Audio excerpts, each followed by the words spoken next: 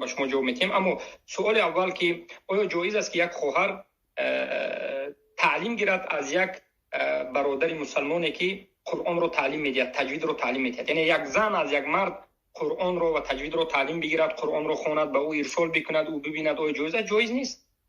جایز نیست. این مخالف بر قواعد شریعت است، مخالف به شریعت است. زیرا که ما میدونیم که خواهرهای زیادی هستند که امروز بارک الله فیکم به همون تعلیم دادن قرآن و سنت یا بگیم تعلیم دادن این قرآن و تجوید مشغول هستند. زیرا که تلاوت قرآن، تلاوت آیات‌های قرآن، از یاد کردنش و آموختن علم تجوید الحمدلله آسان است و خیلی منتشر است. صدها خواهرها هستند که به این چیز مشغول هستند.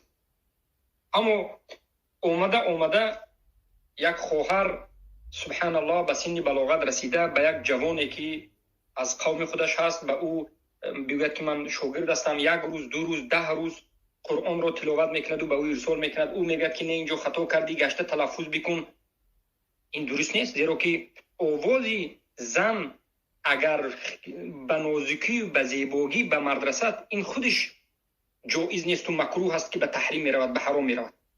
زیرا که زنهای صحابه رضی الله عنهم وقتی که گپ میزدند، در حالتی گپ زدن صداهای خود را دغلانه کرده، کمی غاستر و بیزیبتر کرده گپ میزدند که صدا هم اگر خیلی هم نازک باشد انسان را به تحرکه می‌دارد، مرد را به تحرکه می‌دارد.